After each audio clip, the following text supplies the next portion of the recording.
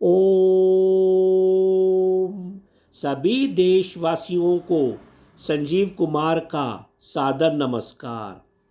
मैं संजीव कुमार आज दिनांक 11 दिसंबर 2024 के दिन YouTube पर अपने विशेष कार्यक्रम के अंतर्गत राष्ट्रीय राजधानी दिल्ली में होने वाले आगामी फरवरी 2025 में चुनावों के ऊपर एक कार्यक्रम प्रस्तुत करने जा रहे हैं।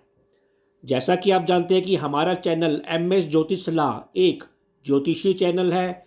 हम अपने कार्यक्रमों में ज्योतिष, कुंडली विश्लेषण, अंगशास्त्र, वास्तुशास्त्र, प्राकृतिक चिकित्सा के ऊपर ही अधिक कार्यक्रम बनाया करते हैं। लेकिन पिछले दिनों से अधिक हमारे दर्शक मित्र हमसे ये रिक्वेस्ट कर रहे हैं कि आप दिल्ली में होने वाले आगामी चुनावों के बारे में एक कार्यक्रम बनाएं।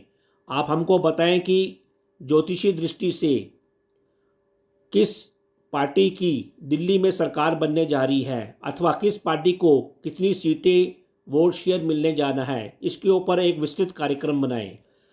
अतः हम समय निकालकर अपने अनुभव, ज्योतिषी जानकारी के आधार पर अनुमान लगाने की कोशिश कर रहे हैं, आपको बताने की संभावना व्यक्त कर रहे हैं कि आने वाले चुनावों में ज्योतिषी दृष्टि से क्या स्थिति बन सकती है।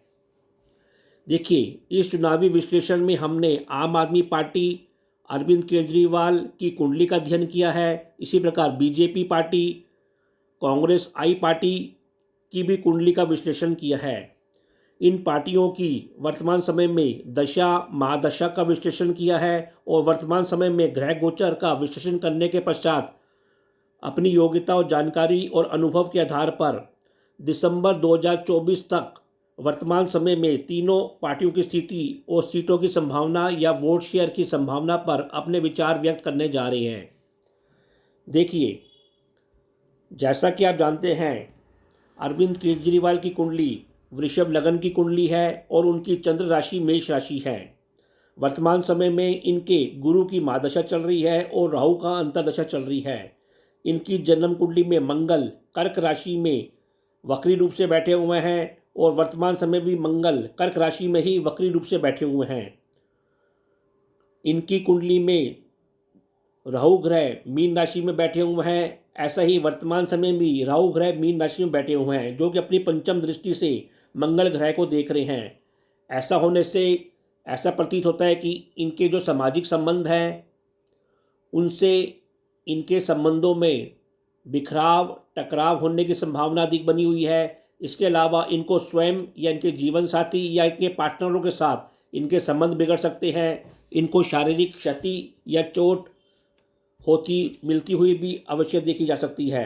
अतः इनको सलाह दी जाती है कि ये शांत रहकर अपने पार्टनर के साथ व्यवहार करें, नहीं तो झगड़ेबाजी की संभावना बनी हुई है। इसी प्रकार गोचर का कुंभ शनि तीसरी दृष्टि से इनके 12वें भाव में बैठा शनि और चंद्रमा को देख रहा है, जो कि इनकी भाग्य हानि और कर्म के निष्फल होने को दिखा रहा है। वर्तमान समय में गुरु भी वक्री रूप से इनके लगन में फरवरी 25 तक संचार करते रहेंगे।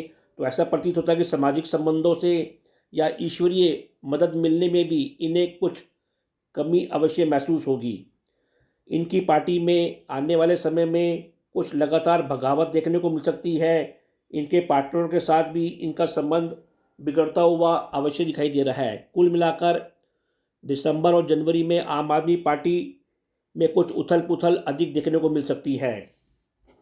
इसी प्रकार यदि हम बीजेपी की कुंडली का अध्ययन करते हैं तो उनकी कुंडली मिथुन लगन की है और वृश्चिक राशि की है। इसी प्रकार वर्तमान प्रधानमंत्री नरेंद्र मोदी जी की भी वृश्चिक राशि है। इनका चुनाव चिन्ह जैसा कि आप जानते हैं कि कमल है, जो कि मिथुन राशि के का अक्षर से बना है। इसी प्रकार बीजेपी की कुंडली लगन भी मिथुन राशि है। बीजेपी की कुंडली में वर्तमान समय में चंद्रमा की महादशा चल रही है तो बुध की अंतर्दशा चल रही है। इसी प्रकार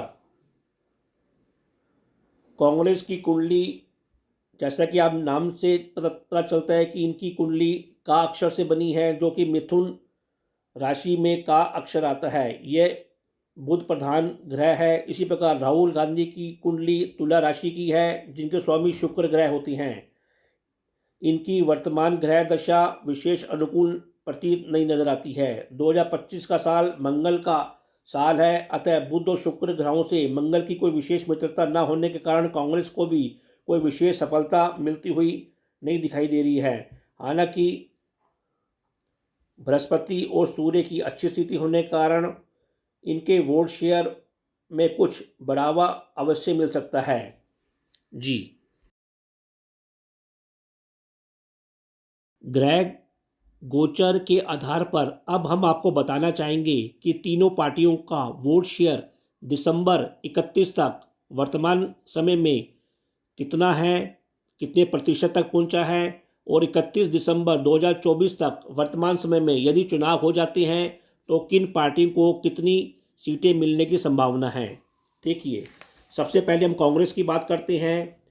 कांग्रेस आई का वोट शेयर पिछले चुनावों में जो कि 4-5% था, यदि 31 दिसंबर 2024 की बात की जाए तो इस समय इसका वोट शेयर करीब 8 से 10% तक बढ़ता हुआ अवश्य दिखाई दे रहा है। हालांकि अभी इनकी सीटों की संख्या 0 ही रह सकती है।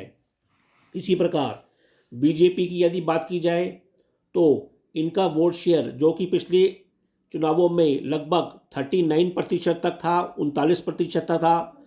यदि आज के समय चुनाव हो जाते हैं दिसंबर 24 में तो इनका वोट शेयर करीब 40 से 42% तक पहुंच गया है। और यदि सीटों की संख्या की बात की जाए तो बीजेपी को 31 दिसंबर 2024 तक 18 से 20 सीटें मिलने की संभावना है। अब हम बात करते हैं आम आदमी पार्टी की, जिसकी वर्तमान समय में दिल्ली में सरकार है। यदि 31 दिसंबर 2024 तक चुनाव हो जाते हैं तो आम आदमी पार्टी का वोट शेयर करीब 47 से 50% तक मिलने की संभावना है। और यदि इनकी सीटों की संख्या की बात की जाए तो इनको वर्तमान समय में करीब 45 से लेकर 50 सीटें तक मिलने की संभावना बनी हुई है। हालांकि यदि जनवरी 2025 में ग्रह गोचर की बात की जाए तो ऐसा प्रतीत होता है कि आम आदमी पार्टी को लगातार उनकी सीटों की संख्या में कमी आती हुई अवश्य देखी जाएगी और बीजेपी की सीटों की संख्या भी लगातार बढ़ती हुई अवश्य देखी जाएगी। तो जनवरी 2025 में नए साल में हम एक कार्यक्रम और प्रस्तुत करेंगे और उसमें ज्योतिषीय दृष्टि से बताने का प्रयास करेंगे कि 30 जनवरी 2025 में तीनों पार्टियों की क्या स्थिति है, क्या वोट शेयर है और कितने उनको सीट मिलने की संभावना है। इसके बाद एक हम अंतिम कार्यक्रम प्रस्तुत करेंगे जो चुनावों से एक हफ्ता पहले आएगा और उसमें आपको क्लियर बताने की कोशिश करेंगे कि 2025 में किस पार्टी की दिल्ली में सरकार बनने जा रही है। तो यह कार्यक्रम आपको कैसा लगा, आप लोग अधिक से अधिक कमेंट देकर हमको अवश्य अवगत कराएं।